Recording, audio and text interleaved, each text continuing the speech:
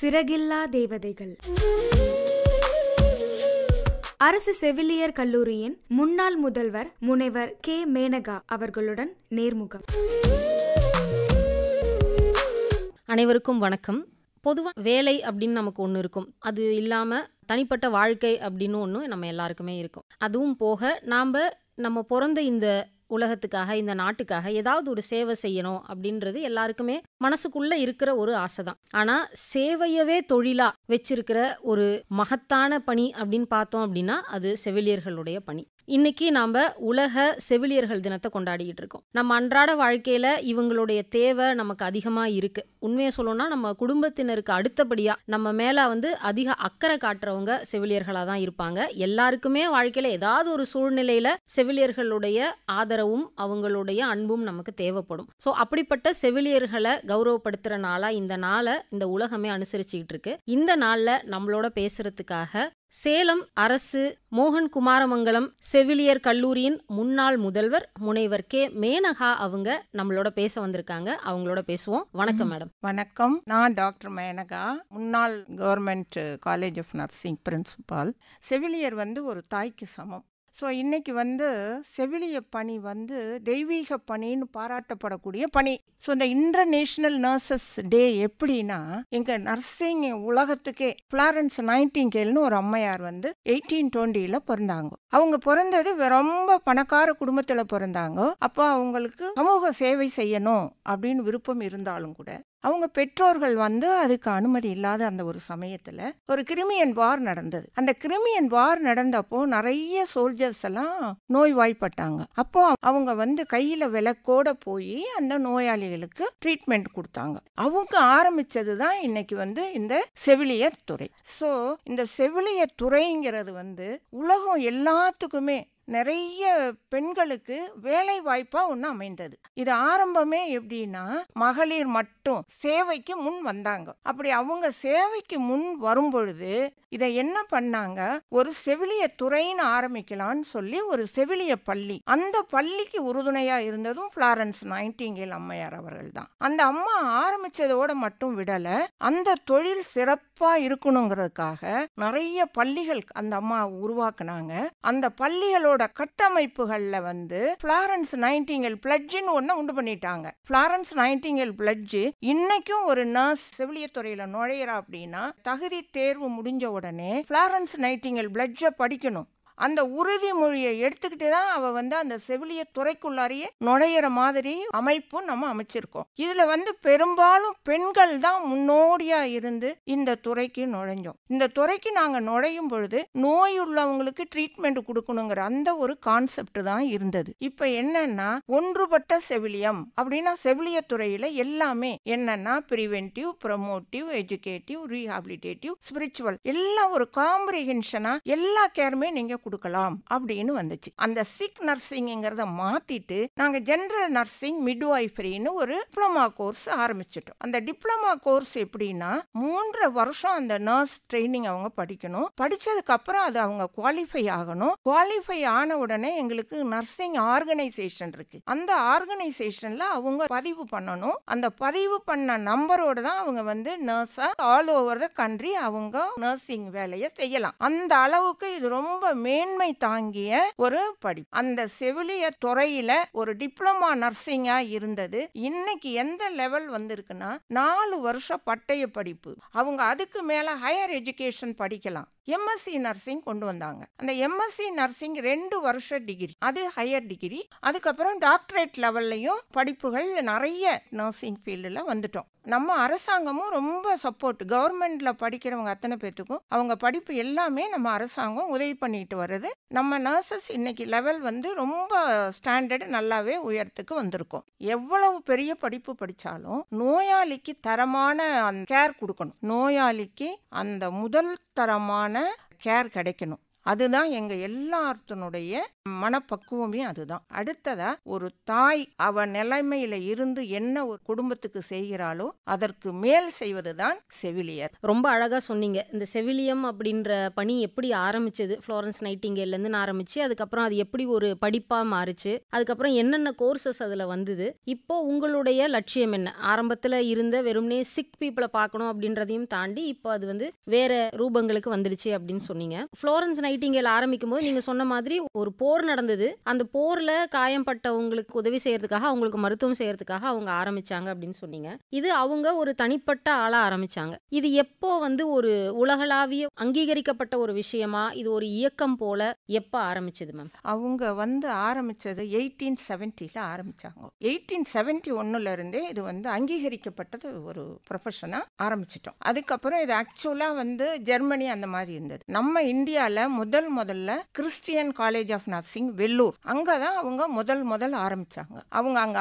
ஆரம்பிச்சது வந்து 1826 அப்படி ஆரம்பிச்சாங்க. அந்த same time government general hospital Chennai 3லையும் ஆரம்பிச்சாங்க. அப்போ எப்படி ஆரம்பிச்சாங்கன்னா சர்டிபிகேட் கோர்ஸ் ஆரம்பிச்சாங்க. அந்த சர்டிபிகேட் கோர்ஸ் வந்து ஈக்குவலா பேஷண்ட் கேர், அதே மாதிரி அவங்க வந்து டீச்சிங்கும் சொல்லி கொடுக்குற அந்த திறமையில அதை ஆரம்பிச்சாங்க அரசாங்கத்தில். அப்படி ஆரம்பிச்சது தான் அப்படியே வளர்ந்து இன்னைக்கு வந்து ஒரு காலேஜ் அப்ரூவ்டு யூனிவர்சிட்டிக்கு அண்டர் நாங்கள் டெவலப் ஆகிருக்கோம். இன்னைக்கு எல்லா nursing, military nursing, robo, air space எல்லா பிரான்ச்லேயுமே நாங்கள் ஸ்பெஷலைசேஷனாக வந்துட்டோம். இப்போ டாக்டர்ஸ் சூப்பர் ஸ்பெஷாலிட்டிங்கிற மாதிரி எங்களோட போஸ்ட் கிராஜுவேட்லேயும் நாங்கள் எல்லாமே speciality, paediatric, medical surgical, community அந்த மாதிரி நாங்கள் கோர்சஸ் இப்போது டெவலப் ஆகி வந்திருக்கோம். எப்படி இந்த பணி ஆரம்பிச்சிச்சு, அப்புறம் அது எப்படி ஒரு கட்டமைப்பாக வந்தது அப்படின்னு சொல்லியிருந்தீங்க. இந்த பணியை வந்து இந்த உலகமே அங்கீகரிச்சிச்சுன்னு சொன்னீங்க. அங்கீகரிச்சா மட்டும் போதாது, அதை கொண்டாடணும். எங்கேயாவது ஒரு இடத்துல வந்து இவ்வளோ பெரிய ஒரு சேவையை நம்ம கொண்டாடியே ஆகணும் அப்படின்ற எண்ணம் எப்படி வந்து உலக செவிலியர் தினம் அப்படின்றது எப்படி வந்தது? அது ஆக்சுவலாக அந்த ஃப்ளாரன்ஸ் நைட்டிங்கேல் சேர்ந்து அவங்க அந்த யூரோப்பியன்ஸ் எல்லாமே சேர்ந்து இதை ரொம்ப கிராண்டாக 1 வீக் கொண்டாடணும்னு பிளான் பண்ணி 1 வீக் கொண்டாடினாங்க. அந்த 1 வீக் கொண்டாடுறது இன்னமும் still they are celebrating 1 week கொண்டாடிக்கிட்டு இருக்காங்க. ஆனால் நாங்கள் ஆல் ஓவர் கண்ட்ரி நாங்கள் என்ன பண்ணிட்டோம்னா அந்த May 12th international nurses day celebration ரொம்ப கிராண்டாக அதை பண்ணிவிட்டு நாங்கள் அந்த ஃப்ளாரன்ஸ் நைட்டிங்கேல் பிளட்ஜை வந்து ஒரு யங் நர்ஸும் ப்ராக்டிஸ் பண்ணுற மாதிரி நாங்கள் வந்து ப்ராக்டிஸில் வச்சுக்கிட்டு இருக்கோம். ஸோ அந்த இன்டர்நேஷ்னல் நர்சஸ் டே வந்து எங்களோட நர்சஸ் டேவாக எடுத்துக்கிட்டு அதை நாங்கள் சிறப்பாக எல்லா கல்லூரி எல்லா இடத்துலையுமே அதை நாங்கள் கொண்டாடிட்டு இருக்கோம். இப்போ அவங்க அந்த இன்டர்நேஷ்னல் நர்சஸ் டேயில் அவங்க ஒரு வருஷமும் ஒரு தீம் கொண்டுட்டு வராங்க. அந்த ஒரு தீமை அவங்க சொல்லும் பொழுது அந்த தீமுக்கு தகுந்த மாதிரி எங்களோட டெவலப்மெண்ட் நாங்கள் பார்த்து பண்ணிக்கிட்டு இருக்கோம். அப்போது இந்த 2025ல் அவங்க வந்து அந்த இன்டர்நேஷ்னல் நர்சஸ் டேவோட தீம் என்னன்னு கொடுத்துருக்காங்கன்னா our nurses our future, then carrying for nurses strengthening economics அப்படிங்கிறது இந்த வருஷத்தோட theme. So care our nurses our future. So அந்த மாதிரி ஒரு இம்பார்ட்டன்ஸ் பண்ணியிருக்காங்க. அந்த தீமை வச்சு நாங்கள் ஒவ்வொரு வருஷமும் இந்த இன்டர்நேஷ்னல் நர்சஸ் டேவை ரொம்ப சிறப்பாக கொண்டாடிட்டு. இப்போ இந்த செவிலியர் பணிக்கு ஓய்வு அப்படின்றது என்ன மேம்? அரசாங்கத்தில் 58 வயசுன்னு வச்சுருக்காங்க. அரசாங்கத்தில் வேலை செய்கிறவங்களுக்கு படிப்பு சொல்லித்தர அதான் யூனிவர்சிட்டி வந்து 65 இயர்ஸ் அப்படின்னு வச்சுருக்காங்க. ஆனால் எங்கள் ஆர்கனைசேஷன் இந்தியன் நர்சிங் கவுன்சில் வந்து 70 வயசு வரை ஃபிசிக்கலி உங்களுக்கு முடியும்னா சர்வீஸ் பண்ணலாம், டீச் பண்ணலான்னு வச்சுருக்காங்க. இப்போ 70 வயசுக்கு அப்புறமும் நல்லா இருக்காங்க அப்படின்னு சொன்னாக்கா they can do volunteer work போய் அவங்க சர்வீஸ் பண்ணலாம். பண்ணக்கூடாதுன்னு எதுவும் லிமிட்டேஷன் கொடுக்கல. 70 இயர்ஸ் வரைக்கும் நீங்கள் approved you can work. Okay, அதனால தான் கேட்டேன். ஏன்னா நம்ம டாக்டர்ஸ் பார்க்குறோம், ரொம்ப சீனியர் டாக்டர்ஸ் 80 வயதை கடந்த டாக்டர்ஸ் எல்லாம் ப்ராக்டிஸ் பண்ணுறதை பார்க்குறோம். அவங்க எதுக்காக பண்ணுறாங்கன்னா அதனால் மற்றவங்க பலன் அடையணும், நம்மளால் முடிஞ்ச வரைக்கும் அடுத்தவங்களுக்கு நல்லது செய்யணும்னு செய்கிறாங்க. அதை மாதிரி ஒரு ஆப்ஷன் வந்து நர்சஸ்க்கும் இருக்குதானே, அதுக்கு தான் கேட்டேன். அல்ல, எங்களுக்கு வந்து எங்கள் ஆர்கனைசேஷன் சொல்கிறது நாங்கள் ஃபாலோ பண்ணணும். அப்படி பண்ணும்போது 70 வயசு வரைக்கும் பெர்மிஷன் கொடுத்துருக்காங்க. 70 வயசுக்கு அப்புறம் அவங்க வந்து பிசிக்கலாக ஃபிட்டாக இருந்தால் இது அவங்க சோஷியல் சர்வீஸாக பண்ணணும். இப்போ ஒருத்தவங்க வந்து ஒரு டிப்ளமோவோ இல்லை பிஎஸ்சி நர்சிங்கோ முடிக்கும் பொழுது அவங்க she is a qualified nurse. எத்தனை வருடங்கள் ஆனாலும் அவங்க நர்ஸாக தான் இருக்காங்க. அதிகபட்சம் அவங்க சீனியர் நர்ஸ் ஆவாங்க. அவங்களுடைய சின்சியாரிட்டியை பொறுத்தோ அவங்களுடைய திறமைகளை பொறுத்தோ வந்து அவங்க எங்கே போஸ்ட் ஆகிறாங்கன்றதுல தானே வித்தியாசம் இருக்கும். ஐசியூ போஸ்டிங்கில் இருப்பாங்க, இல்லைன்னா ஓடி போஸ்டிங்க்கு போவாங்க. பணி இடங்கள் தான் மாற்றப்படுமே ஒழிய இவங்க அவங்க வந்து ஒரு சீனியர் நர்ஸ் இல்ல ஹெட் நர்ஸ் அப்படின்றத தாண்டி வேற கெரியர் growth என்ன மேம் இதுல? அவங்க கெரியர் growth என்னன்னா கவர்மெண்ட் வந்து செலெக்ஷன் கிரேடுன்னு வச்சிருக்கு. அந்த செலெக்ஷன் கிரேடு நர்ஸ்னா அவங்க ரெமுனரேஷனோட அவங்களுக்கு ஒரு ப்ரமோஷன் கொடுத்தா மாதிரி. அப்புறம் ஸ்பெஷல் கிரேட் நர்ஸ் அப்படி கொடுத்துருக்காங்க. அப்புறம் கிரேட் 3 நர்சிங் சூப்பர்னன் கொடுத்துருக்காங்க, கிரேட் 2 கொடுத்துருக்காங்க, கிரேட் 1 கொடுத்துருக்காங்க. இதே மாதிரி அவங்க சர்வீஸ் சைடில் அவங்க படிக்கிறாங்களோ அவங்க ஒரு பேசிக் குவாலிஃபிகேஷன் இருந்தால் கூட இந்த மாதிரி கிரேட் அவங்க சர்வீஸை வச்சு கொடுத்துட்டுருக்காங்க. அதே மாதிரி இங்கே நாங்கள் டீச்சிங் லைனில் வந்து ஸ்டாஃப் நர்ஸாக ஆரம்பித்தா கூட ஸ்டாஃப் நர்ஸ்லேருந்து clinical teacher. So clinical teaching முடிச்சாங்கன்னாக்கா லெக்சரர் முடித்தா ரீடர் முடித்தா ப்ரொஃபஸர் முடிச்சிட்டாங்கன்னா அவங்க பிரின்சிபால். அப்படியே அந்த கிரேடு ஏறிண்டே இருக்கு. சர்வீஸ் சைடும் இருக்கு, ப்ரமோஷன் ஆப்பர்ச்சுனிட்டிஸ் டீச்சிங் சைடும் இருக்கு. இதை நீங்க சொல்லும்போது கண்டிப்பா நீங்க இந்த ஏணியை எப்படி ஏறி வந்தீங்க அதை சொல்லுங்க. ஏன்னா நீங்க அதனுடைய உச்சமான பிரின்சிபலா இருந்து பணி ஓய்வு பெற்றிருக்கீங்க. நான் வந்து ஆக்சுவலா கவர்மெண்ட் ஸ்டான்லி ஹாஸ்பிட்டல்ல 1978 செவிலியரா ஜாயின் பண்ணேன். நான் ரொம்ப விரும்பின ப்ரொஃபஷன் இது. அதனால எனக்கு வந்து அந்த ப்ரொஃபஷன்ல இருக்கும் பொழுதே எங்க டாக்டர்ஸ் கூட இருக்க என்ன சீனியர் எல்லாம் என்னைய ரொம்ப மோட்டிவேட் பண்ணுவாங்க.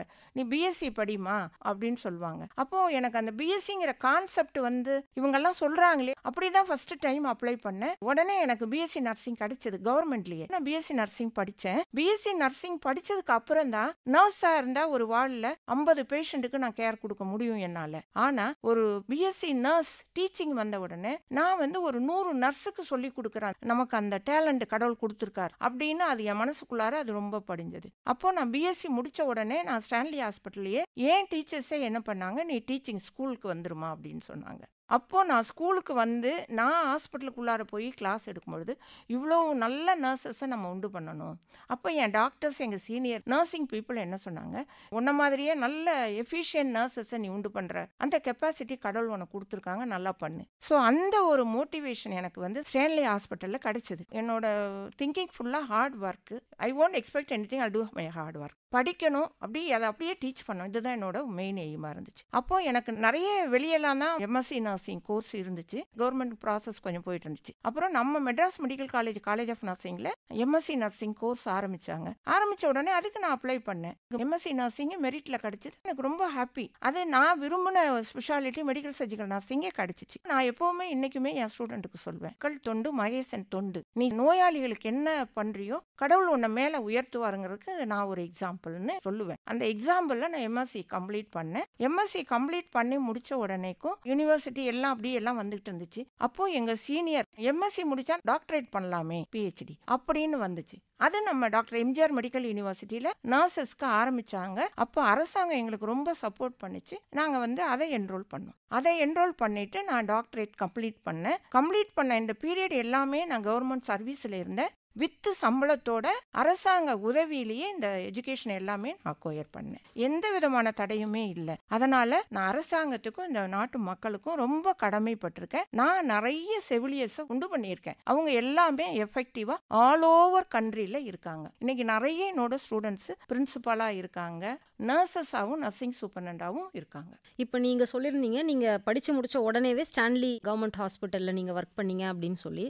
ஒரு அரசு செவிலியரா ஆகணும் அப்படின்னா அதுக்கு என்ன ஸ்கோப் இருக்கு, அதுக்கான எக்ஸாம்ஸ் என்ன இருக்கு, எப்படி ஒருத்தர் தன்னை வந்து எக்யூப் பண்ணிக்கணும் ஒரு அரசு செவிலியரா ஆகிறதுக்கு? அது எங்க பீரியட் வந்து ரொம்ப கோல்டன் பீரியட். நான் நர்சிங் ட்ரைனிங் முடிச்சோடனே அப்போ நீடு நிறைய இருந்துச்சு. ஒரு 20 days தான் நான் வீட்லயே இருந்தேன். 21வது நாள் கவர்மெண்ட் நர்ஸ் ஆர்டர் வீடு ரெடி வந்துடுது. அதுக்கப்புறம் நிறைய கவர்மெண்ட் காலேஜஸ் ஆரம்பிச்சோம், ஸ்கூல் ஆரம்பிச்சோம், நிறைய படிக்க ஆரம்பிச்சதுக்கு அப்புறம் இப்போ வந்து ரெக்ரூட்மெண்ட் இதுன்னு சொல்லிட்டு என்ட்ரன்ஸ் எக்ஸாம் மாதிரி பண்றாங்க. நர்சஸ் என்ட்ரன்ஸ் எக்ஸாம் இப்போ எழுதணும். அதில் நல்லா காம்பிட்டண்டா இருக்கிறவங்க, நல்ல மார்க் வாங்குறவங்கள ப்ரையாரிட்டைஸ் பண்ணி போஸ்டிங் பண்ணிட்டு இருக்காங்க. அந்த போஸ்டிங்லையும் நாங்க படிக்கும்போது ப்ரொபேஷனர் பீரியட்னு 2 வருஷம் கொடுப்பாங்க. அதுக்கப்புறம் தான் நாங்க ரெகுலர் நர்ஸ்ன்னு ரெகுலரைஸ் பண்ணுவாங்க. அந்த 2 years நாங்க வந்து நல்ல சர்வீஸ் பண்ணணும் பர்ஃபெக்டா, அந்த மாதிரி வச்சிருந்தாங்க. இப்போ அது வந்து கான்ட்ராக்ட் நர்சஸ்ன்னு பண்ணிட்டு இருக்காங்க.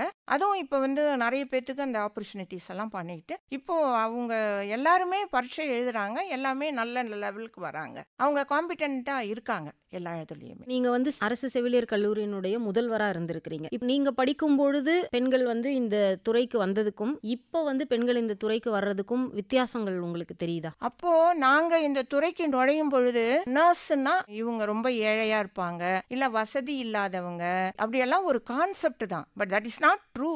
அப்படி ஒரு கான்செப்ட் இருந்துச்சு. இது என்னோட பர்சனல் சொல்றேன்.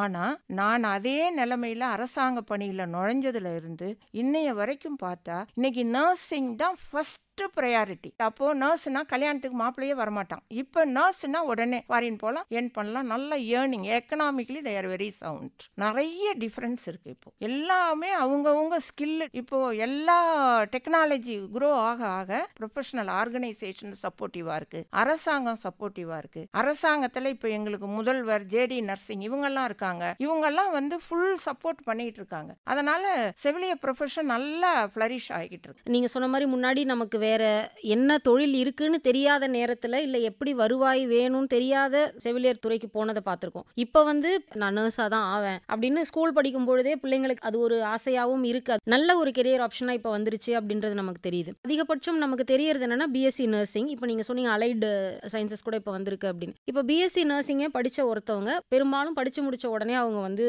வேலைக்கு தான் போயிடுறாங்க. ரொம்ப ரேரா ஒரு சிலர் எம்எஸ்சிக்கு போறாங்க. செவிலியர் கல்லூரியில வந்து நாம் ப்ரொஃபஸரா இருக்கலாம் அப்படின்றதுக்காக போறாங்க. அடுத்தது வந்து டாக்டரேட் பண்றாங்க நர்சிங்ல. இது இல்லாம பிஎஸ்சி முடிச்சுட்டு அதுக்கப்புறம் பண்றதுக்கு வேற என்னென்ன ஆப்ஷன்ஸ் இருக்கு? ஏன்னா நான் கேள்விப்பட்டது வரைக்கும் பிஎஸ்சி முடிச்ச சிலர் வந்து எம்பிஏ இன் ஹாஸ்பிட்டல் மேனேஜ்மெண்ட் பண்றதை பார்த்திருக்கேன். ஸோ அந்த மாதிரி வேற என்னென்ன துறைகள் எடுக்கலாம்? டிகிரி முடிச்சிட்டாலே அவங்க வந்து எந்த டிபார்ட்மெண்ட் வேணாலும் போகலாம். இப்போ என்னோட ஸ்டூடெண்ட்ஸ் எடுத்துக்கிட்டிங்கன்னா பிஎஸ்சி முடிச்ச ஒரு பொண்ணு குஜராத்தில் ஐஏஎஸ் ஆயிருக்காங்க. அப்புறம் என்னோட ஸ்டூடெண்ட்ஸ் நிறைய பேர் கிளரிக்கல்ல போயிட்டாங்க, செக்ரட்டரியேட்லயே ஸ்டாஃபாக போயிருக்காங்க. அவங்க வந்து அந்த குரூப் 4 அதெல்லாம் டிகிரி எலிஜிபிலிட்டியில் எழுதுறாங்க, அப்படி போறாங்க. அது ஒரு பேசிக் டிகிரி மாதிரி வச்சுட்டு போறதுக்கு நிறைய ஆப்பர்ச்சுனிட்டிஸ் இருக்கு. ஆனா பெரும்பாலும் பிஎஸ்சி படிச்சவங்க 90% எம்எஸ்சி அதுக்கு மேல. அப்புறம் மேக்ஸிமம் பீப்புள் வந்து they want to earn abroad, அந்த மாதிரி நல்லா பண்ணிட்டு இருக்காங்க. ஸோ ப்ரொஃபஷன் வைஸ் நல்ல அப்லிப்மெண்ட் இருக்கு. அவங்களுக்கு கெரியர் ஆப்பர்ச்சுனிட்டிஸ் ஆர் வெரி மோர். இப்போ அவங்க நர்ஸ் ரயில்வேக்கு போயிடலாம், போலீஸ் டிபார்ட்மெண்ட்டுக்கு போயிடலாம்,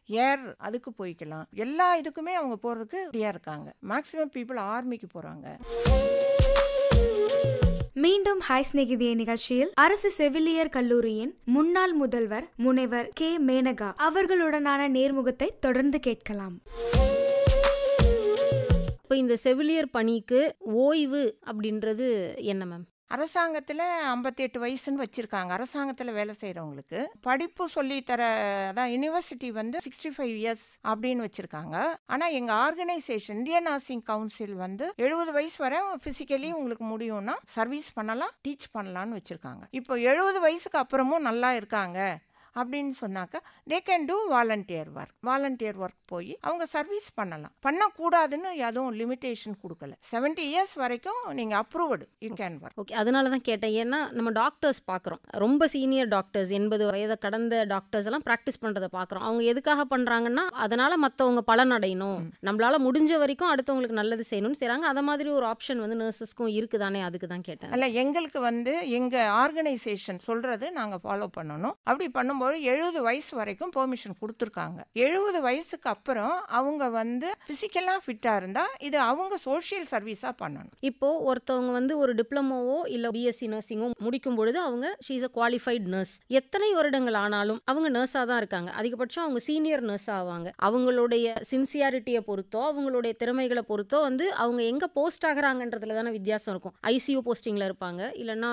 ஓடி போஸ்டிங்க்கு போவாங்க. பணி இடங்கள் தான் மாற்றப்படுமே ஒழிய இவங்க வந்து ஒரு சீனியர் நர்ஸ் இல்லை ஹெட் நர்ஸ் அப்படின்றத தாண்டி வேற கெரியர் growth என்ன மேம் இதில்? அவங்க கெரியர் growth என்னன்னா கவர்மெண்ட் வந்து செலெக்ஷன் கிரேடுன்னு வச்சிருக்கு. அந்த செலெக்ஷன் கிரேடு நர்ஸ்னா அவங்க ரெமுனரேஷனோட அவங்களுக்கு ஒரு ப்ரமோஷன் கொடுத்தா மாதிரி. அப்புறம் ஸ்பெஷல் கிரேட் நர்ஸ் அப்படி கொடுத்துருக்காங்க. அப்புறம் கிரேட் 3 நர்சிங் சூப்பர்னன் கொடுத்துருக்காங்க, கிரேட் 2 கொடுத்துருக்காங்க, கிரேட் 1 கொடுத்துருக்காங்க. இதே மாதிரி அவங்க சர்வீஸ் சைடில் அவங்க படிக்கிறாங்களோ அவங்க ஒரு பேசிக் குவாலிஃபிகேஷன் இருந்தால் கூட இந்த மாதிரி கிரேட் அவங்க சர்வீஸை வச்சு கொடுத்துட்டுருக்காங்க. பண்ணுவாங்க. அதே மாதிரி இங்கே நாங்கள் டீச்சிங் லைனில் வந்து ஸ்டாஃப் நர்ஸாக ஆரம்பித்தா கூட ஸ்டாஃப் நர்ஸ்லேருந்து clinical teacher. So clinical teaching முடித்தாங்கனாக்கா லெக்சரர் முடித்தா ரீடர் முடித்தா ப்ரொஃபஸர் முடிச்சிட்டாங்கன்னா அவங்க பிரின்சிபால். அப்படியே அந்த கிரேடு ஏறிண்டே இருக்கு. சர்வீஸ் சைடும் இருக்குது, ப்ரொமோஷன் ஆப்பர்ச்சுனிட்டிஸ் டீச்சிங் சைடும் இருக்குது. இதை நீங்கள் சொல்லும்போது கண்டிப்பாக நீங்கள் இந்த ஏணியை எப்படி ஏறி வந்தீங்க அதை சொல்லுங்கள். ஏன்னா நீங்கள் அதனுடைய உச்சமான பிரின்சிபலாக இருந்து பணி ஓய்வு பெற்றிருக்கீங்க. நான் வந்து ஆக்சுவலாக கவர்மெண்ட் ஸ்டான்லி ஹாஸ்பிட்டலில் 1978 செவிலியராக ஜாயின் பண்ணேன். நான் ரொம்ப விரும்பின ப்ரொஃபஷன் இது. அதனால எனக்கு வந்து அந்த ப்ரொஃபஷனில் இருக்கும் பொழுதே எங்கள் டாக்டர்ஸ் கூட இருக்க என்ன சீனியர் எல்லாம் என்னை ரொம்ப மோட்டிவேட் பண்ணுவாங்க. நீ பிஎஸ்சி படிமா அப்படின்னு சொல்லுவாங்க. அப்போ எனக்கு அந்த பிஎஸ்சிங்கிற கான்செப்ட் வந்து இவங்கெல்லாம் சொல்றாங்களே, அப்படிதான் ஃபர்ஸ்ட் டைம் அப்ளை பண்ணேன். உடனே எனக்கு பிஎஸ்சி நர்சிங் கிடைச்சது கவர்மெண்ட்லயே. நான் பிஎஸ்சி நர்சிங் படித்தேன். பிஎஸ்சி நர்சிங் படிச்சதுக்கு அப்புறம் தான் நர்ஸா இருந்தா ஒரு வார்டில் 50 பேஷண்ட்டுக்கு நான் கேர் கொடுக்க முடியும் என்னால. ஆனா ஒரு பிஎஸ்சி நர்ஸ் டீச்சிங் வந்த உடனே நான் வந்து ஒரு 100 நர்ஸுக்கு சொல்லி கொடுக்குறேன். நமக்கு அந்த டேலண்ட் கடவுள் கொடுத்துருக்காரு அப்படின்னு அது என் மனசுக்குள்ளார அது ரொம்ப படிஞ்சது. அப்போ நான் பிஎஸ்சி முடிச்ச உடனே நான் ஸ்டான்லி ஹாஸ்பிட்டல்லையே ஏன் டீச்சர்ஸே என்ன பண்ணாங்க, நீ டீச்சிங் ஸ்கூலுக்கு வந்துருமா அப்படின்னு சொன்னாங்க. அப்போ நான் ஸ்கூலுக்கு வந்து நான் ஹாஸ்பிட்டலுக்குள்ளார போய் கிளாஸ் எடுக்கும்பொழுது இவ்வளோ நல்ல நர்சஸை நம்ம உண்டு பண்ணணும். அப்போ என் டாக்டர்ஸ் எங்கள் சீனியர் நர்சிங் பீப்புள் என்ன சொன்னாங்க, உன்ன மாதிரியே நல்ல எஃபிஷியன்ட் நர்சஸை நீ உண்டு பண்ணுற அந்த கெப்பாசிட்டி கடவுள் உனக்கு கொடுத்துருக்காங்க, நல்லா பண்ணு. ஸோ அந்த ஒரு மோட்டிவேஷன் எனக்கு வந்து ஸ்டான்லி ஹாஸ்பிட்டலில் கிடைச்சிது. என்னோட திங்கிங் ஃபுல்லாக hard work. I won't expect anything, I do my hard work. படிக்கணும், அதை அப்படியே டீச் பண்ணணும். இதுதான் என்னோட மெயின் எய்மாக இருந்துச்சு. அப்போ எனக்கு நிறைய வெளியெல்லாம் தான் எம்எஸ்சி நர்சிங் கோர்ஸ் இருந்துச்சு. கவர்மெண்ட் ப்ராசஸ் கொஞ்சம் போயிட்டு இருந்துச்சு. அப்புறம் நம்ம மெட்ராஸ் மெடிக்கல் காலேஜ் ஆஃப் நர்சிங்கில் எம்எஸ்சி நர்சிங் கோர்ஸ் ஆரம்பிச்ச உடனே அதுக்கு நான் அப்ளை பண்ணேன். எம்எஸ்சி நர்சிங் மெரிட்ல கிடைச்சது. எனக்கு ரொம்ப ஹாப்பி. அது நான் விரும்பின ஸ்பெஷாலிட்டி மெடிக்கல் சர்ஜிக்கல் நர்சிங்கே கிடைச்சிச்சு. நான் எப்பவுமே இன்னைக்குமே என் ஸ்டூடெண்ட்டுக்கு சொல்வேன், மக்கள் தொண்டு மகேசன் தொண்டு. நீ நோயாளிகளுக்கு என்ன பண்றியோ கடவுள் உன்னை மேல உயர்த்துவாருங்கிறதுக்கு நான் ஒரு எக்ஸாம்பிள்னு சொல்லுவேன். அந்த எக்ஸாம்பிள்ல நான் எம்எஸ்சி கம்ப்ளீட் பண்ணேன். எம்எஸ்சி கம்ப்ளீட் பண்ணி முடிச்ச உடனேக்கும் யூனிவர்சிட்டி எல்லாம் அப்படியே எல்லாம் வந்துட்டு இருந்துச்சு. அப்போ எங்க சீனியர் எம்எஸ்சி முடிச்சா டாக்டரேட் பண்ணலாமே, பிஹெச்டி அப்படின்னு வந்துச்சு. அது நம்ம டாக்டர் எம்ஜிஆர் மெடிக்கல் யூனிவர்சிட்டியில நர்சஸ்க்கு ஆரம்பிச்சாங்க. அப்போ அரசாங்கம் எங்களுக்கு ரொம்ப சப்போர்ட் பண்ணிச்சு. நாங்க வந்து அதை என்ரோல் பண்ணிட்டு நான் டாக்டரேட் கம்ப்ளீட் பண்ண இந்த பீரியட் எல்லாமே நான் கவர்மெண்ட் சர்வீஸ்ல இருந்தேன். வித்து சம்பளத்தோட அரசாங்க உதவியிலேயே இந்த எஜுகேஷன் எல்லாமே நான் அக்வயர் பண்ணேன். எந்த விதமான தடையுமே இல்லை. அதனால நான் அரசாங்கத்துக்கும் இந்த நாட்டு மக்களுக்கும் ரொம்ப கடமைப்பட்டிருக்கேன். நான் நிறைய செவிலியர்ஸை உண்டு பண்ணியிருக்கேன். அவங்க எல்லாமே எஃபெக்டிவா ஆல் ஓவர் கண்ட்ரியில் இருக்காங்க. இன்னைக்கு நிறைய என்னோட ஸ்டூடெண்ட்ஸ் பிரின்சிபலா இருக்காங்க, நர்சஸாகவும் நர்சிங் சூப்பரண்டாகவும் இருக்காங்க. படிச்சு முடிச்ச உடனேவே ஸ்டான்லி கவர்மெண்ட் ஹாஸ்பிட்டல்ல நீங்க ஒர்க் பண்ணீங்க. ஒரு அரசு செவிலியரா ஆகணும் அப்படின்னா அதுக்கு என்ன ஸ்கோப் இருக்கு, அதுக்கான எக்ஸாம்ஸ் என்ன இருக்கு, எப்படி ஒருத்தர் தன்னை வந்து எக்யூப் பண்ணிக்கணும் ஒரு அரசு செவிலியரா ஆகிறதுக்கு? அது எங்க பீரியட் வந்து ரொம்ப கோல்டன் பீரியட். நான் நர்சிங் ட்ரைனிங் முடிச்சோடனே அப்போ நீடு நிறைய இருந்துச்சு. ஒரு 20 டேஸ் தான் நான் வீட்லயே இருந்தேன். 21வது நாள் கவர்மெண்ட் நர்ஸ் ஆர்டர் வீடு ரெடி வந்துடுச்சு. அதுக்கப்புறம் நிறைய கவர்மெண்ட் காலேஜஸ் ஆரம்பிச்சோம், ஸ்கூல் ஆரம்பிச்சோம், நிறைய படிக்க ஆரம்பிச்சதுக்கு அப்புறம் இப்போ வந்து ரெக்ரூட்மெண்ட் இதுன்னு சொல்லிட்டு என்ட்ரன்ஸ் எக்ஸாம் மாதிரி பண்றாங்க. நர்சஸ் என்ட்ரன்ஸ் எக்ஸாம் இப்போ எழுதணும். அதில் நல்லா காம்பிட்டண்டா இருக்கிறவங்க, நல்ல மார்க் வாங்குறவங்கள ப்ரையாரிட்டைஸ் பண்ணி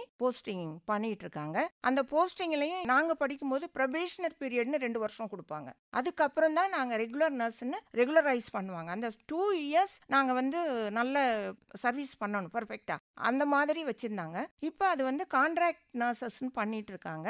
அதுவும் இப்போ வந்து நிறைய பேத்துக்கு அந்த ஆப்பர்ச்சுனிட்டிஸ் எல்லாம் பண்ணிட்டு இப்போ அவங்க எல்லாருமே பரீட்சை எழுதுறாங்க, எல்லாமே நல்ல லெவலுக்கு வராங்க, அவங்க காம்பிட்டண்டா இருக்காங்க எல்லா இடத்துலையுமே. இப்போ பொதுவாக நம்ம வீட்டில் யாருக்காவது உடம்பு முடியல அப்படின்னாலே நம்மளுடைய உழைப்பு ரொம்ப அங்கே டிமாண்ட் ஆகும். இமோஷ்னலாக நம்ம அங்கே அவைலபிளாக இருக்கணும். ஒரு குடும்பத்துக்குள்ளேயே வந்து எல்லாரும் ஒரே போல இருக்க மாட்டாங்க. ஒவ்வொருத்தரும் ஒரு போல எதிர்பார்ப்பாங்க, ஒரு போல ஒவ்வொருத்தட்ட நம்ம நடந்துக்க வேண்டியிருக்கும். அப்படி இருக்கும்பொழுது ஒரு மருத்துவமனையினும் போது பல விதமான நோயாளிகள் அங்கே வருவாங்க. அவங்க நோய்வாய்ப்பட்டிருக்கிறதுனால அவங்க ஏற்கனவே ரொம்ப வீக்காக இருப்பாங்க மனதளவுலையும். ஸோ அவங்களுடைய தேவைகள் என்னன்றதை புரிஞ்சுக்கணும். அவங்களுடைய தேவைகள்னு சொல்றதோட அவங்களுடைய குணத்துக்கு ஏற்ற மாதிரியும் சில நேரங்களில் வந்து அட்ஜஸ்ட் பண்ணி வேலை செய்ய வேண்டியிருக்கும். ஸோ இதுக்கெல்லாம் வந்து சைக்கலாஜிக்கலா எப்படி ஒரு பேஷண்ட்டை ஹேண்டில் பண்ணணும், எப்படி அவங்கள மோட்டிவேட் பண்ணணும், இப்படியான கோர்சஸும் இருக்குது இதுல. இருக்கு. நாங்க வந்து சைக்காலஜின்னு ஒரு சப்ஜெக்ட் சொல்லி கொடுக்குறோம் அவங்களுக்கு, சோசியாலஜின்னு ஒரு பேசிக் சயின்ஸ் சொல்லி கொடுக்குறோம், அப்புறம் கம்யூனிகேஷன் எஜுகேஷன் டெக்னாலஜின்னு ஒரு சொல்லி கொடுக்குறோம். இந்த பேசிக் சயின்சஸ் கூட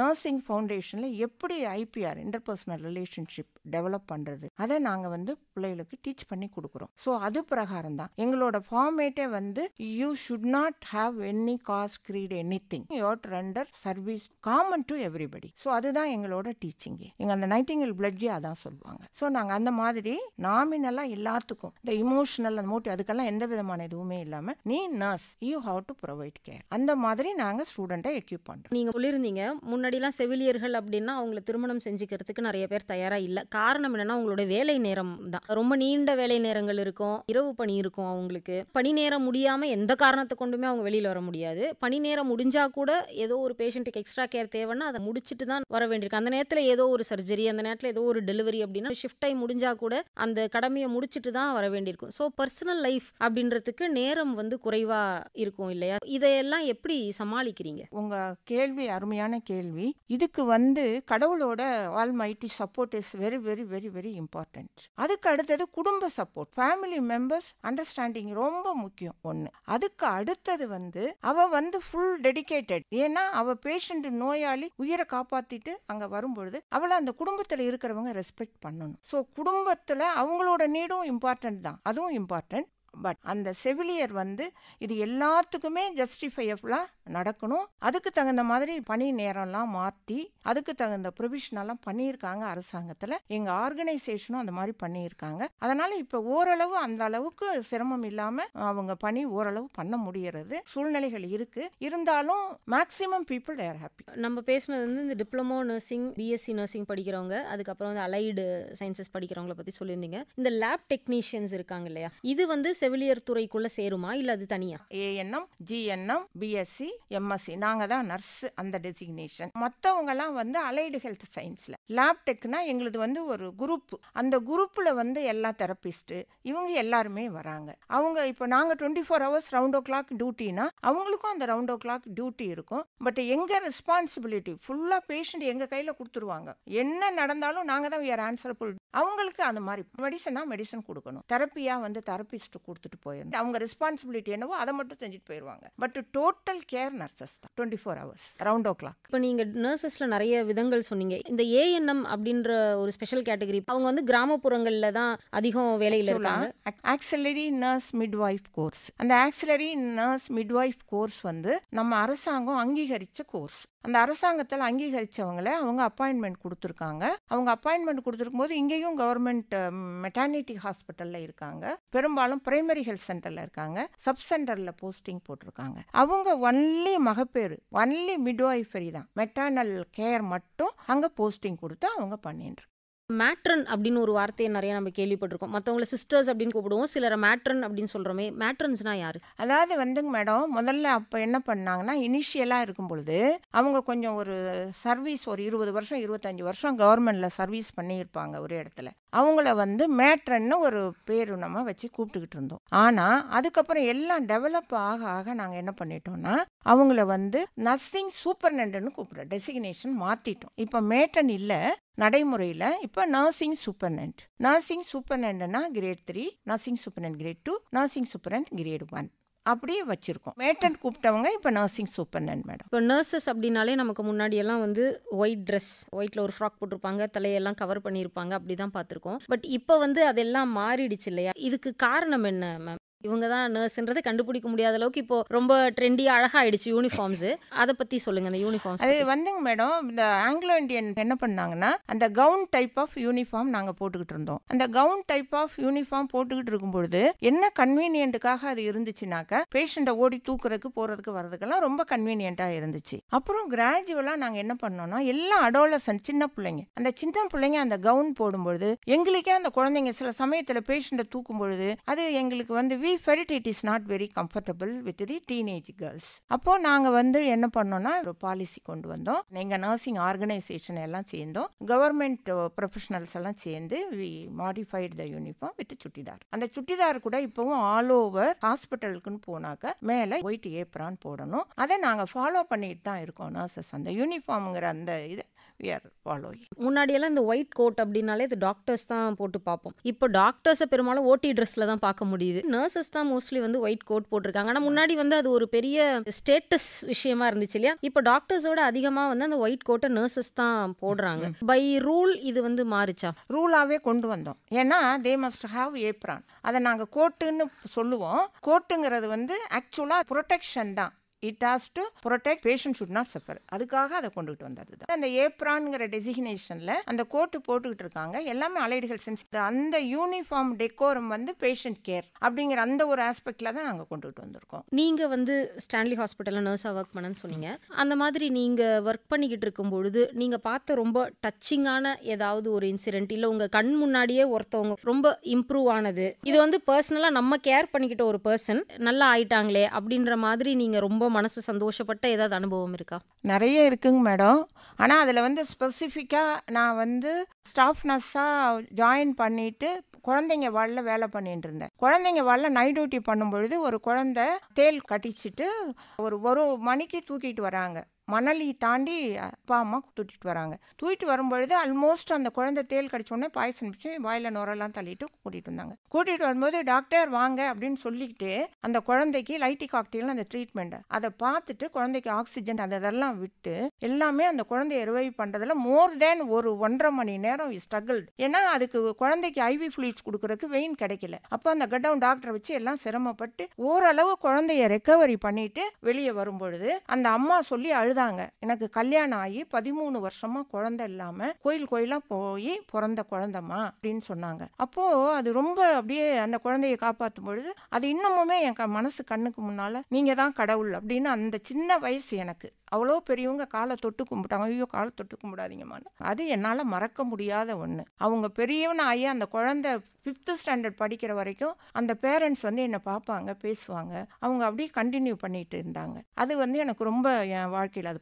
மறக்க முடியாத ஒன்று. அதுக்கப்புறமா நான் கேஷுவாலிட்டி டிபார்ட்மெண்ட் வேலை செஞ்சுட்டு இருக்கும்போது பேசின் பிரிட்ஜில் இருந்து ஒரு பஸ்ஸு கவுழ்ந்துட்டுது. பஸ் அப்படியே உளுந்த உடனே அந்த பேசின் பிரிட்ஜுனா அதுக்கு அந்த கூவம் மாதிரி தண்ணி, அந்த தண்ணியில இருந்து அவ்வளோ பேஷண்ட்ஸை தூக்கிட்டு வராங்க. 9 மணி அப்படி தூக்கிட்டு வராங்க. நகை அது இது எல்லாம் வந்து இருக்கும் பொழுது நான் சின்ன நர்ஸு தான், மூச்சு விடாதவங்க மூச்சு விடுறவங்க எல்லாத்துக்கும் அந்த டாக்டர் கூட சேர்ந்து அந்த கேர் கொடுத்து அவங்களோட பொருளெல்லாம் பத்திரமா எடுத்து வச்சு ஒருத்தராக வரும்பொழுது அவங்க கிட்ட கொடுத்து அவங்க நல்லா எதுவும் உயிர் சேதம் இல்லை, அவங்கெல்லாம் ஓரளவு நல்லா போகும்பொழுது அவங்க எல்லாம் ஒரு நன்றி சொன்னது வந்து என்னால் இது 2 இன்சிடென்ட் ரொம்ப மேஜர், மறக்க முடியாது. நிறைய இருக்கு, இது கொஞ்சம் ஸ்பெசிஃபிக்காக நீங்கள் கேட்டதுக்காக. Super ma'am. இப்போ நீங்கள் சொல்லும்போது தான் எனக்கு இது கேட்கணும்னு தோணுச்சு. இந்த பேக் டு பேக் டெலிவரி கேசஸோ அந்த மாதிரி நைட் டியூட்டிஸில் இருக்கும்போது இந்த மாதிரி பேக் டு பேக் கேசஸ் வருது, டெலிவரி கேசஸ் இல்லைனா எமர்ஜென்சி கேசஸ் வரும்பொழுதெல்லாம் வந்து ஒரு நர்ஸ்க்கும் அவங்களுக்கும் வந்து உட்காரணும், இல்லை ரெஸ்ட் எடுக்கணும், அந்த மாதிரி தோணும், ஒரு டீ சாப்பிடணும், அந்த மாதிரி தோணும் போது அதை கூட செய்ய முடியாத அளவுக்கு கேசஸ் வரும்போது நமக்கு ப்ரையாரிட்டி அதுதான் இல்லையா? ஸோ அந்த மாதிரி நேரங்களில் வந்து நம்ம மனசை தளர விடாமல் இருக்கிறதுக்கு என்ன செய்வீங்க? இதுக்கு வந்து நைட் டியூட்டி முடிச்சுட்டு நல்லா கம்ஃபர்டபுளாக தூங்கிடணும். டேயில் நல்லா தூங்கிட்டு அங்கே போனோன்னா அந்த கொஸ்டினே வராது. டயர்டு, காஃபி, டீ அதெல்லாம் எதுவுமே வராது. பெரும்பாலும் கவர்மெண்ட்டில் போய் நின்னோன்னா வரிசையாக டெலிவரி இருக்கும். டெலிவரி வார்டில் அட்மிஷன் வார்டுனா நிறைய அட்மிஷன் வந்துக்கிட்டே இருக்கும். அதை யோசிக்கிறதுக்கே நேரம் இருக்காது. ஒன்று ப்ரிஃபரபிளி அங்கே அந்த ஒர்க்கர்ஸ்கிட்ட ஒரு டீ வாங்கிட்டு வந்து கொடுத்தா அந்த ஒரு டீ குடிக்கிறதுக்கு, மற்றபடி ரெஸ்ட்டு அதுக்கெல்லாம் இடம் இருக்காது. அது நினைக்கிறதுக்கும் இருக்காது. அந்த தாட்டே மைண்டில் வராது. ஏன்னா எங்கள் எய்ம் ஃபுல்லாக பேஷண்ட்டு கேர். அப்படிதான் எங்களோட service. Back to back delivery கேசஸோ அந்த மாதிரி நைட் டியூட்டிஸில் இருக்கும்போது இந்த மாதிரி பேக் டு பேக் கேசஸ் வருது, டெலிவரி கேசஸ் இல்லைனா எமர்ஜென்சி கேசஸ் வரும்பொழுதெல்லாம் வந்து ஒரு நர்ஸ்க்கும் அவங்களுக்கும் வந்து உட்காரணும், இல்லை ரெஸ்ட் எடுக்கணும், அந்த மாதிரி தோணும், ஒரு டீ சாப்பிடணும், அந்த மாதிரி தோணும் போது அதை கூட செய்ய முடியாத அளவுக்கு கேசஸ் வரும்போது நமக்கு ப்ரையாரிட்டி அதுதான் இல்லையா? ஸோ அந்த மாதிரி நேரங்களில் வந்து நம்ம மனசை தளர விடாமல் இருக்கிறதுக்கு என்ன செய்வீங்க? இதுக்கு வந்து நைட் டியூட்டி முடிச்சுட்டு நல்லா கம்ஃபர்டபுளாக தூங்கிடணும். டேயில் நல்லா தூங்கிட்டு அங்கே போனோன்னா அந்த கொஸ்டினே வராது. டயர்டு, காஃபி, டீ அதெல்லாம் எதுவுமே வராது. பெரும்பாலும் கவர்மெண்ட்டில் போய் நின்னோன்னா வரிசையாக டெலிவரி இருக்கும். டெலிவரி வார்டில் அட்மிஷன் வார்டுனா நிறைய அட்மிஷன் வந்துக்கிட்டே இருக்கும். அதை யோசிக்கிறதுக்கே நேரம் இருக்காது. ஒன்று ப்ரிஃபரபிளி அங்கே அந்த ஒர்க்கர்ஸ் கிட்ட ஒரு டீ வாங்கிட்டு வந்து கொடுத்தா அந்த ஒரு டீ குடிக்கிறதுக்கு, மற்றபடி ரெஸ்ட்டு அதுக்கெல்லாம் இடம் இருக்காது. அது நினைக்கிறதுக்கும் இருக்காது. அந்த தாட்டே மைண்டில் வராது. ஏன்னா எங்கள் எய்ம் ஃபுல்லாக பேஷண்ட்டு கேர். அப்படி தான் எங்களோட சர்வீஸ் மேடம். இப்போ வந்து பெண்கள்லாம் நிறைய நைட் ஷிஃப்ட்ஸில் ஒர்க் பண்ண ஆரம்பிச்சிட்டாங்க நம்ம சொல்கிறோம். இப்போ வந்து உலகமே கார்ப்பரேட் மயம் ஆயிடுச்சு. ஐடி செக்டர் வந்ததுக்கப்புறம் தான் பெண்கள் வந்து நைட் ஷிஃப்ட்டில் ஒர்க் பண்ண ஆரம்பிச்சிட்டாங்கன்னு நம்ம சொல்லிக்கிட்டு இருக்கோம். ஆனால் எப்போவுமே செவிலியர் துறைன்னு ஒன்று ஆரம்பித்ததுலேருந்தே பெண்கள் வந்து நைட் ஷிஃப்ட்ஸில் ஒர்க் பண்ணிட்டு தான் இருக்காங்க. ஸோ அவங்க வந்து ரொம்ப அவங்களுடைய ஹெல்த்தை வந்து காம்ப்ரமைஸ் பண்ணிக்கிட்டே இருக்கிறாங்க. ஆனால் அவங்க இருக்கிறதே மருத்துவத்துறையில். ஒரு மருத்துவத்துறையில் இருக்கிற ஒரு செவிலியர் இவ்வளோ கஷ்டமான வேலை இருக்கும்பொழுதும் தன்னுடைய உடல் நலத்தை எப்படி பார்த்துக்கணும்? நிறைய நர்சஸ் அவங்கள பார்த்துக்க மாட்டாங்க. டீச்சிங் லைனில் நான் சொல்வேன், வெயிட் ரெடியூஸ் ஆகுதா, செக்அப் போங்க. 30 இயர்ஸ் 35 ஆயிடுச்சுன்னா you must go for complete body checkup. இதெல்லாம் நாங்கள் சொல்லுவோம். சொன்னாலும் வந்து இப்போ கொஞ்சம் அவேர்னஸ் இருக்குது. செக்அப் போகிறது அதெல்லாம் இப்போ பண்ணிட்டு இருக்காங்க.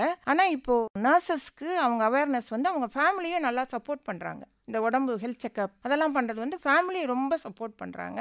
அதனால் இப்போ அந்த அளவு ஒன்றும் லாஸ் இல்லை. ஆனால் இருக்குது, ஒரு ஃபியூ பர்சன்டேஜ் இருக்குது. அது வந்து இன்னும் அதை இம்ப்ரூவ் பண்ணணும். நர்சஸ் வந்து அவங்க ஹெல்த் அவேர்னஸ் இன்னும் கொஞ்சம் இம்ப்ரூவ் பண்ணணும். நர்சஸ்னுடைய பார்வையிலிருந்து நம்ம நிறைய விஷயங்கள் பேசணும். இப்போ ஒரு பொதுமக்கள் பார்வையிலிருந்து நான் ஒரு நோயாளியாவோ இல்லை நான் எனக்கு வேண்டியவங்களை வந்து ஒரு நோயாளியா ஹாஸ்பிட்டலுக்கு கூட்டிகிட்டு போகிறேன் அப்படின்னா நம்ம ஒரு டாக்டர் கிட்ட நடந்துக்கிற விதமும் நம்ம ஒரு நர்ஸ் கிட்ட நடந்துக்கிற விதத்திலும் வித்தியாசம் இருக்குது. ஒரு நர்ஸ்னால் நம்ம அவங்களை சிஸ்டர்னு தான் கூப்பிடுறோமே, அதனால கொஞ்சம் உரிமையாக அவங்க கிட்ட நம்ம பழகுவோம். நமக்கு என்ன வேணுமோ அவங்க கிட்ட தான் நம்ம அதை ஃப்ரீயாக சொல்லுவோம். அதே சமயத்தில் நாம் கொஞ்சம் குறைவாக அவங்கள மதிப்பிடுறோமோ அந்த மாதிரி சில பிஹேவியரும் இருக்கும் சிலர்கிட்ட. டாக்டரை பார்த்து பயப்படுற அளவுக்கு நம்ம நர்ஸை பார்த்து ஒரு பயப்படுறதோ அவங்களோட டிக்னிட்டியோட ட்ரீட் பண்ணோம் அப்படின்றது சில நேரங்களில் சிலர் உணர்றதில்ல. ஒரு பொதுமக்களாக நான் வந்து எப்படி ஒரு நர்ஸை பார்க்கணும்? கவர்மெண்ட்டை பொறுத்த வரைக்கும் பேஷண்ட்ஸ் வந்து முதல்ல எங்களுக்கு தான் ரெஸ்பெக்ட் கொடுப்பாங்களே. அங்கேருந்து வரும்போது சிஸ்டரம்மா அப்படி தான் வருவாங்க. அவங்க சிஸ்டரம்மா அப்படின்னு சொல்லிட்டாலே எங்களுக்கு வந்து அந்த ஒரு நல்ல ஒரு ரிலேஷன்ஷிப் எங்களுக்கு வந்துடும். அதுக்கப்புறம் டாக்டரை பார்ப்பாங்க, எல்லாம் பண்ணுவாங்க. எவ்வளோ மாத்திரை டாக்டர் எழுதுறாரோ எல்லா மாத்திரையும் வாங்கிப்பாங்க. வாங்கிக்கிட்டு நாங்கள் எங்கே இருந்தாலும் தேடிட்டு வந்து இதை எப்படி சாப்பிடணும்னு எங்ககிட்ட கேட்டு தெளிவு பண்ணிக்கிட்டு தான் போவாங்க. பொதுமக்களுக்கும் நர்சஸ்க்கும் நல்ல ரிலேஷன்ஷிப். எவ்வளோ ஒர்க் ஸ்ட்ரெஸ் இருந்தால் கூட பேஷண்ட்ஸ் வந்துட்டா அவங்களுக்கும் ஒரு நல்ல சிரிச்ச முகத்தோடு நாங்கள் பேசணும், அவங்களுக்கு புரிகிற மாதிரி இருக்கணும். அவங்களும் இந்த சிஸ்டர் தான் அப்படின்னு தேடிக்கிட்டு வர மாதிரி ஒரு ரிலேஷன்ஷிப்பில் தான் போயிட்டு. மருத்துவமனைக்குள்ள ஒரு ஆர்கனைசேஷனல் செட்டப்குள்ளே இருக்கிற செவிலியர்களை விட கொஞ்சம் வேறுபட்ட ஒரு வேலையில் தான் வந்து ஹோம் நர்சஸ் இருக்காங்க. இப்போ நிறைய பேருக்கு ஹோம் நர்சஸ் தேவைப்படுது. ஏன்னா நம்ம எல்லாமே நியூக்ளியர் ஃபேமிலி ஆகிட்டோம். வயசானவங்களை பார்த்துக்கிறதுக்கு வீட்டில் நமக்கு ஆள் இல்லை, அது ஒரு காரணம். இன்னொன்று வந்து நம்ம மருத்துவமனையிலே ரொம்ப நாள் தங்கி இருந்து வைத்தியம் பார்த்துக்க முடியல அப்படின்ற சூழ்நிலை வரும்பொழுது வீட்டில் நம்மளை பார்க்கறதுக்கும் யாருக்கும் நேரம் இல்லைன்னும் போது ஹோம் நர்சஸ் இப்போ நிறைய தேவைப்படுறாங்க. இப்போ ஹோம் நர்சஸ்னு போகும்பொழுது அவங்களுக்கு அரசு என்ன மாதிரி செக்யூரிட்டி அவங்களுக்கு கொடுத்துருக்கு in terms of salary or in terms of safety, என்னெல்லாம் அவங்களுக்கு பாதுகாப்பு இருக்கு? அது இது நாள் வர எப்படி இருந்தாங்கன்னாக்கா, ஹோம் நர்ஸ்னால் ரொம்ப ரிச்சாக இருக்கிறவங்க இந்த ரெஜிஸ்டர்ட் நர்ஸே வச்சுப்பாங்க. நாங்கள் சர்டிஃபிகேட் முடிச்சிருக்கோம், எங்களையே வச்சுப்பாங்க. எங்களுக்கு அந்த டேர்ம்ஸ் அண்ட் கண்டிஷன்ஸ் எல்லாமே சேலரி ப்ரொடெக்ஷன் எல்லாமே எங்கள் ஆர்கனைசேஷன் அப்படி இருந்துச்சு. ஆனால் ப்ரைவேட்டாக போகிறவங்களுக்கு அவங்க அந்த ப்ரைவேட் ஏஜென்சி மூலம் போவாங்க. அந்த agency will take care of அந்த மாதிரி கொஞ்சம் நடந்துக்கிட்டு இருந்தது. ஆனால் இப்போ ரீசெண்டாக ஒரு 3 மாதத்துக்கு முதல்ல நம்ம கவர்மெண்ட்டில் வந்து என்ன பண்ணியிருக்காங்க, ஜீரியாட்ரிக் நர்ஸ் அப்படின்னு சொல்லி ஒரு 3 மாத கோர்ஸ் ஆரம்பிச்சிருக்காங்க. அந்த 3 மாத கோர்ஸில் ஒரு வயசானவங்களை எப்படி கேர் பண்ணுறது, வீட்டில் எப்படி மருந்து மாத்திரை கொடுக்குறது எல்லாமே அந்த 3 மாதம் ட்ரைனிங் கொடுத்து எங்கே தேவையாக இருக்கோ த்ரூ கவர்மெண்ட் அப்ரூவலோடு அவங்க அனுப்புறதுக்கு இப்போ ஏற்பாடு பண்ணிகிட்டு இருக்காங்க.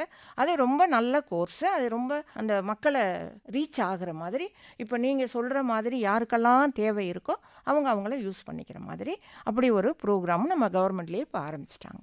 செவிலியர்களுடைய பணி அப்படின்றது வந்து தவிர்க்க முடியாத ஒரு பணி.